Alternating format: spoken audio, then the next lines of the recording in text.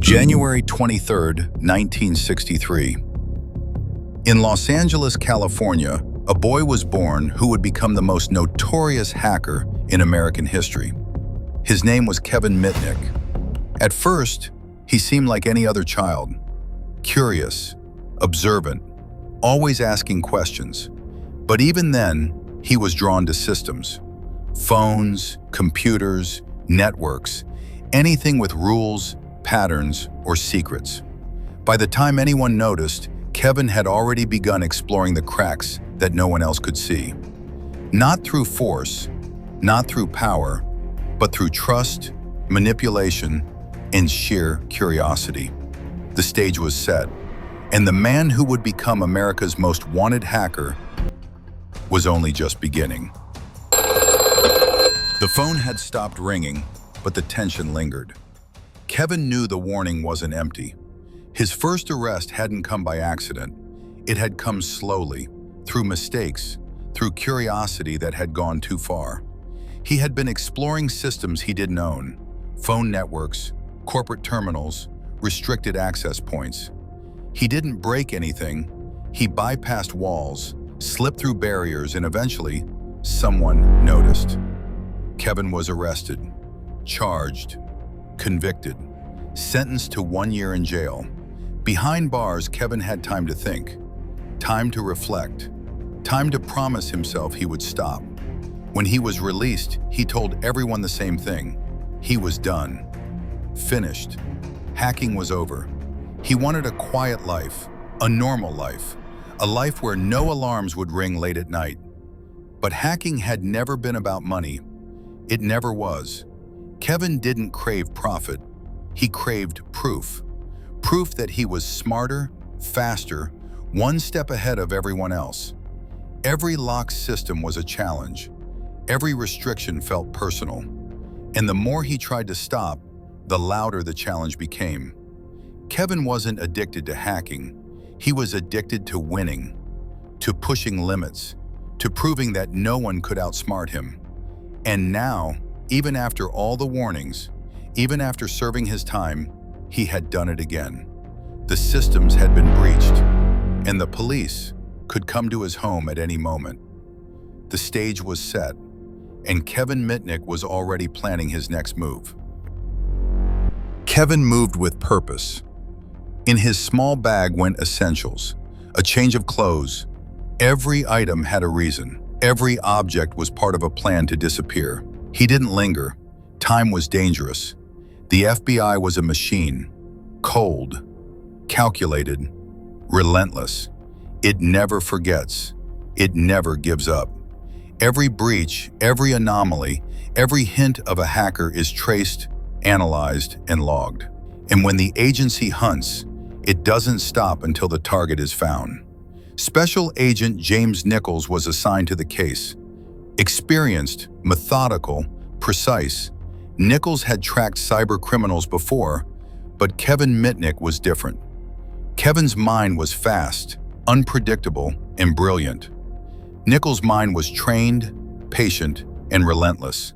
A battle of intellects had begun, one of anticipation, calculation, and constant adaptation. The first trap was set. Special Agent James Nichols knows something. Every human feels loneless. Kevin was human. Despite his brilliance, despite his evasions, he felt loneliness. And humans crave connection. He would inevitably reach out to a friend, to a contact from his previous life, to someone he trusted. And that human instinct, the need for connection, would become the first crack in his armor. Kevin hesitated before making the call. He knew better. He always did. But isolation wears down even the sharpest minds. A single phone call, a familiar voice, someone who knew him before the chase began. He called his grandmother, just to hear her voice, just to tell her he was okay. No codes, no secrets, just reassurance. The call lasted 90 seconds, not long enough to trace an exact location, but long enough to narrow the area. At FBI headquarters, alarms didn't sound. Something more dangerous happened. Signals were flagged. Data aligned. Analysts watched the map tighten. Special Agent Nichols didn't celebrate. He stood up, grabbed his coat, and packed his bag. Within hours, Nichols was on a plane to Seattle. He knew Kevin wouldn't make the mistake of using a computer in his own home. That was too obvious, too risky. Kevin preferred places where access was easy and anonymity was assumed.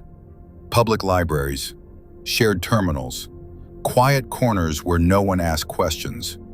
Photos were printed, faces memorized. Kevin Mitnick's image was quietly shown to librarians across the city. Most shook their heads, until one paused. She stared at the photo, then nodded. He had been there, last week. The trap was set. Surveillance tightened around the area. Unmarked vehicles, quiet watchers. Days passed, then a week. Kevin never returned. Nichols understood what that meant. Kevin had sensed it, felt the pressure shift, and vanished again. The net had almost closed, but almost wasn't enough. The chase continued, and each move Kevin made proved one thing. He wasn't just running anymore. He was surviving.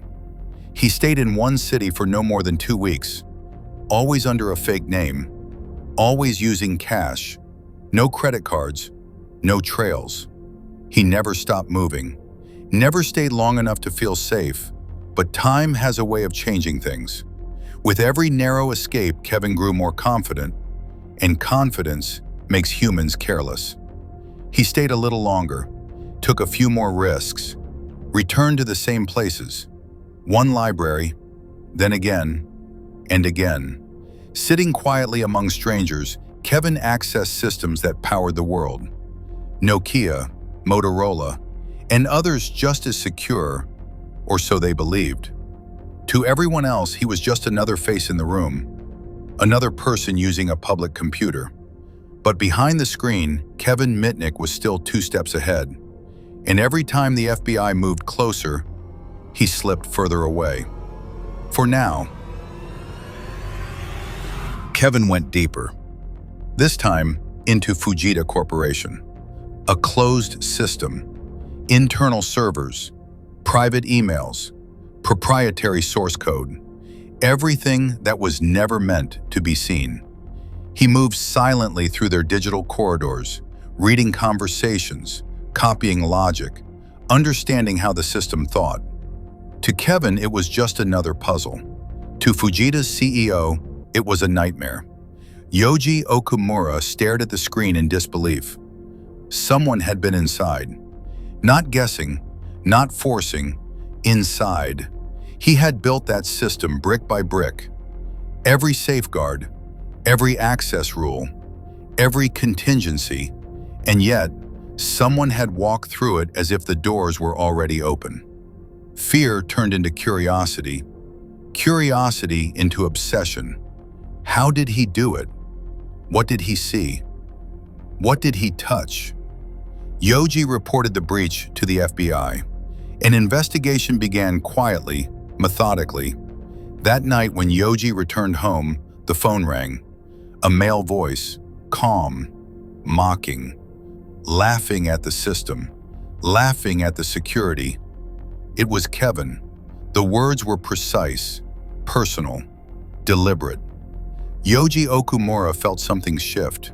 This was no longer just business. He wanted him caught. Not someday, not eventually, now. Yoji contacted the agent again and offered his help. He studied Kevin's behavior, his patterns, his logic, his way of thinking.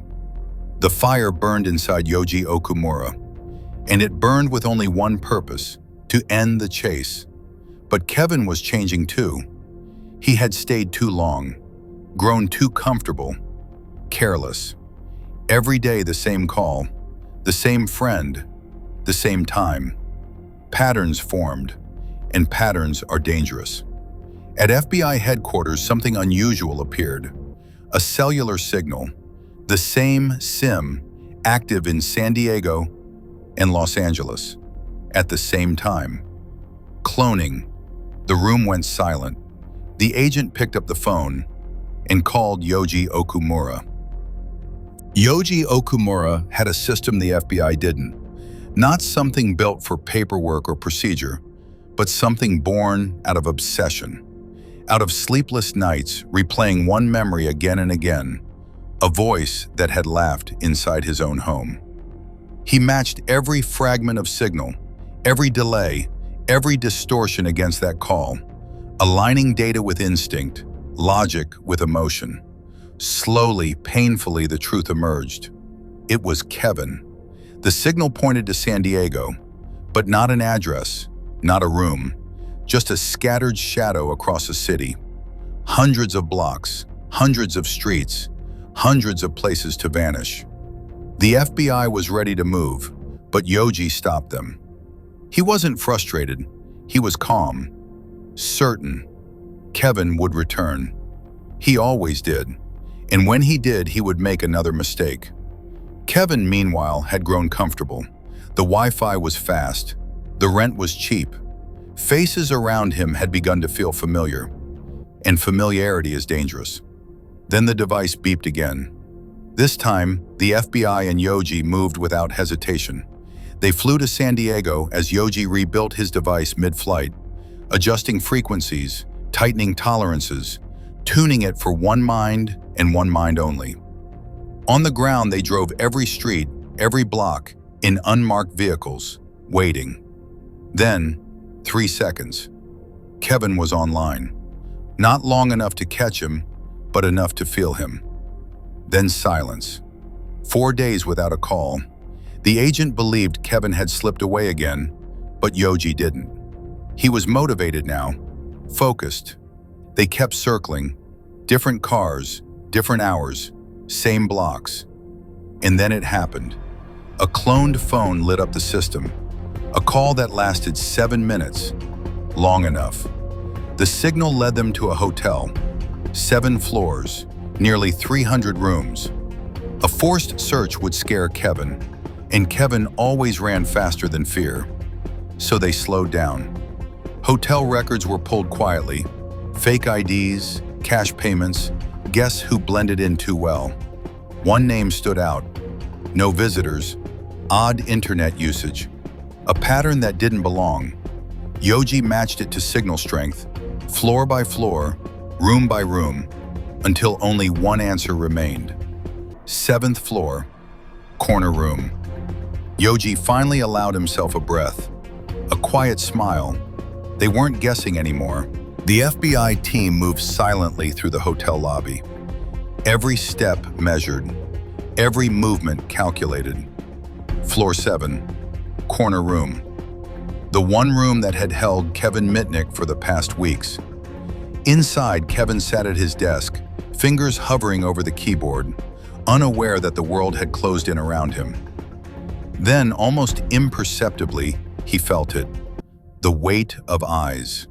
The room seemed colder, the air heavier. Instinct prickled at the back of his neck. The door burst open.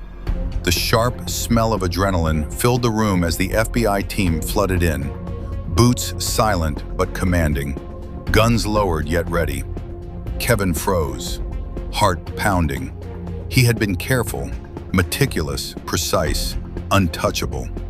Every signal masked, every pattern calculated.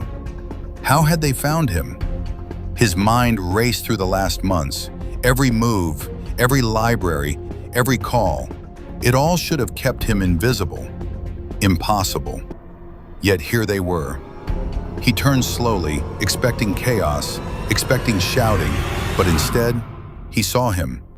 Yoji Okumura, standing in the doorway, calm, collected, just a small, knowing smile playing on his lips. The weight of that smile hit Kevin harder than any gun or handcuff. It carried patience, obsession, intellect, and the silent satisfaction of a chase finally closed. Kevin's mind, so used to running, to anticipating every variable, suddenly felt the sting of being outplayed. The room seemed to shrink around him, the blinking lights now mocking him. He realized that every precaution, every clever trick, every pattern he had relied on had been seen, studied, and anticipated by someone who had never stopped, never given up. For the first time, Kevin felt the impossible, powerless. The FBI moved in, hands steady, professional, and as the cuffs clicked around his wrists, Kevin's eyes never left Yoji's. Respect, triumph, and the quiet acknowledgement that the mind which had danced through networks for years had finally met its match.